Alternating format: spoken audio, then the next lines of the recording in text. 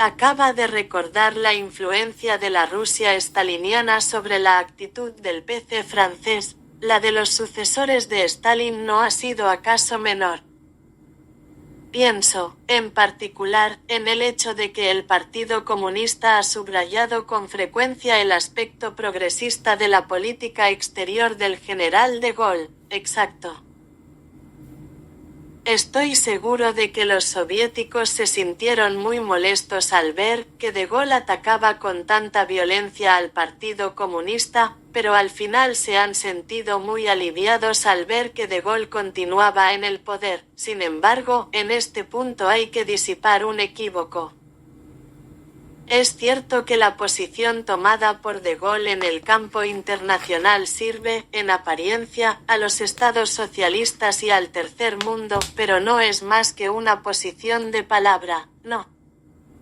Le reprocho que diga lo que dice, por ejemplo, sobre el imperialismo norteamericano, sino que no ponga a Francia en condiciones de aplicar realmente la política de independencia que él define.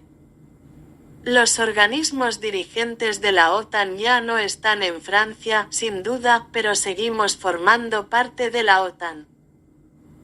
El gobierno francés entra en guerra con el dólar, pero las inversiones norteamericanas en Francia siguen desarrollándose, y todos sabemos lo que hacen en algunos sectores claves, como la electrónica, que gobiernan el desarrollo de nuestra economía. En rigor, la política exterior, progresista, de Gaulle no es más que una fachada, y esto es lo que el Partido Comunista debería decir. Si no lo dice es porque tampoco él tiene una política exterior propia y porque en este terreno prefiere seguir a remolque de la URSS. Pero se comprende que los soviéticos, sin engañarse con el progresismo gaullista, prefieren ver que en Francia continúa en el poder un general surgido de la burguesía cuya actitud les es útil antes que verlo allí a Waldeck-Rochet, quien hallaría más resistencia para imponer una política exterior adecuada a los intereses de la URSS. Hay quienes pretenden que el Partido Comunista francés no podía hacer otra cosa que la que hizo durante la crisis de mayo, porque los obreros ya no son revolucionarios, se hallaban dispuestos a ir a la huelga por reivindicaciones meramente profesionales, pero no a seguir a los estudiantes en su total negación de la sociedad. En este punto encontramos las ideas de Herbert Marcuse sobre la progresi. Va integración de la clase obrera en la sociedad de consumo. Marcuse habla de una cómoda esclavitud y estima que los impulsos revolucionarios ya no pueden provenir más que de las capas marginadas de la sociedad, los estudiantes, los desocupados, las minorías sociales, por ejemplo, en Estados Unidos, los negros. ¿Es esta su opinión? No estoy completamente de acuerdo con Marcuse. Ante todo hay que definir qué se entiende por movimiento revolucionario. Es evidente que esto designa, en primer lugar, un movimiento en el que las personas tienen en común, si no una ideología, por lo menos una voluntad. Es evidente que esto designa, en primer lugar, un movimiento en el que las personas tienen en común, si no una ideología, por lo menos una voluntad de ruptura con el sistema en que viven, una toma de conciencia de la necesidad de inventar nuevas formas de lucha y de contraviolencia. Pero también supone que el movimiento tiene la posibilidad, al menos teórica, de hacer la revolución. En Francia hay 700.000 estudiantes. No veo en absoluto cómo podrían arrancarle el poder a la burguesía, o a los padres, o a quien fuere que lo detentare, si no se les unen los trabajadores. Los estudiantes pueden ser un detonador, acaban de mostrarlo, pero eso es todo. Por lo demás, tienen perfecta conciencia de ello. Para tener una posibilidad de hacer la revolución hay que ser capaz de oponer al poder un contrapoder. Y frente al aparato represivo de las clases poseyentes, del gobierno, del ejército, el único contrapoder que puede ejercerse es el de los productores, vale decir, el de los trabajadores, el arma del trabajador, la única, pero es el arma absoluta, es la negativa a entregar su producto a la sociedad, entonces todo el sistema se detiene. Pero esta ruptura solo puede efectuarse si el productor entra en la lucha. Decir que la clase obrera, que es la única productora, queda suprimida como fuerza revolucionaria en las sociedades de consumo, equivale a decir que ya nunca más habrá revolución en estas sociedades. Sé que tal es la conclusión de Marcuse. Pero creo, justamente, que se ve desmentida por lo que acaba de ocurrir en Francia, porque en fin de cuentas los estudiantes no han estado solos, 10 millones de huelguistas los siguieron, no el primer día, por supuesto, ni hasta el final.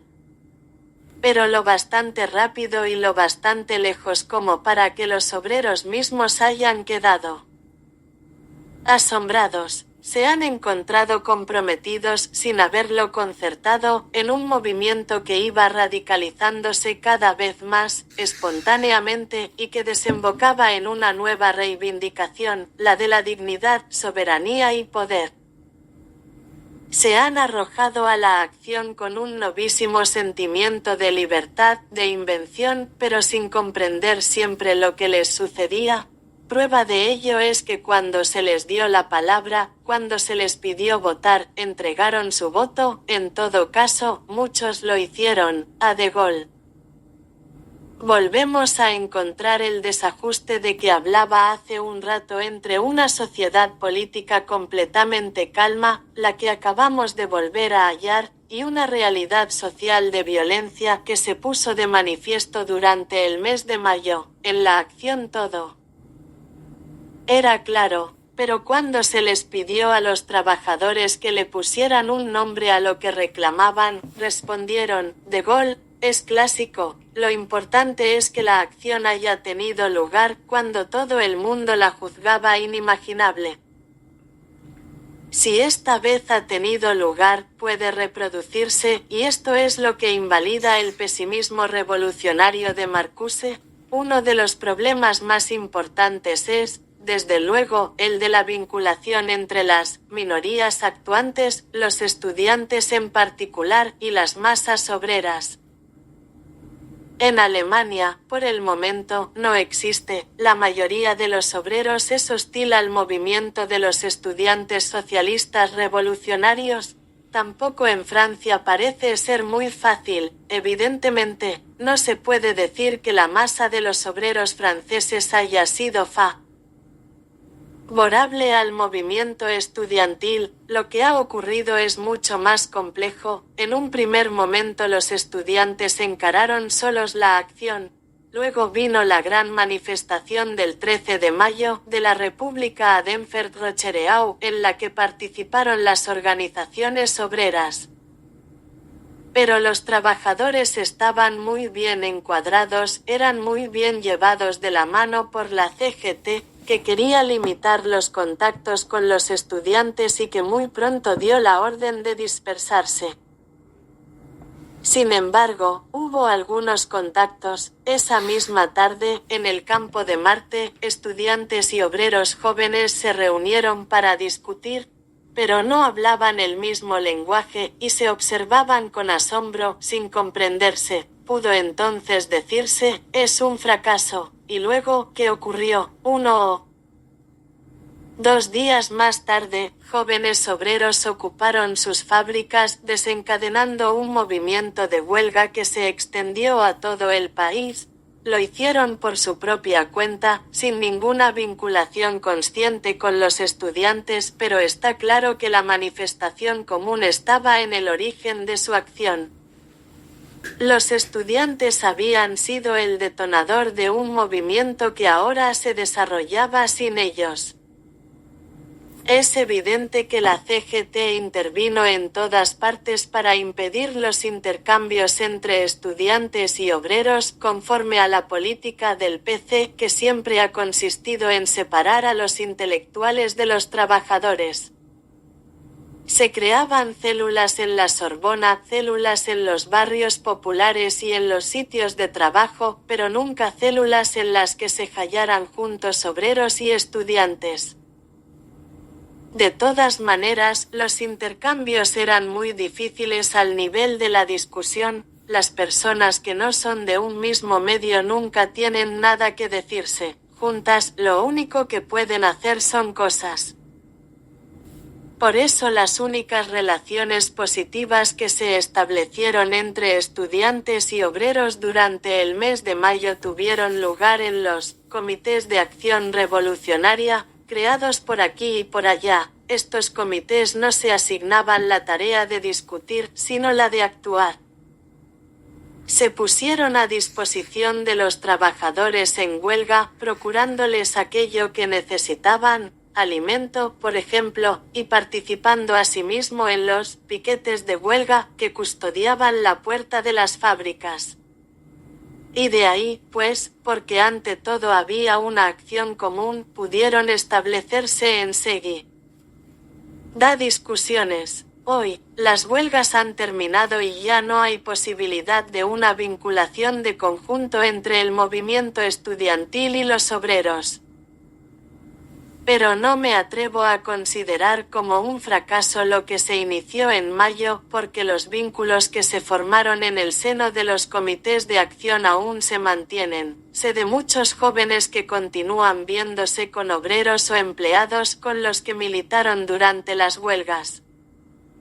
El muro que separa a los intelectuales de los trabajadores no ha caído, pero ya existe la prueba de que una acción común puede hacerlo desaparecer.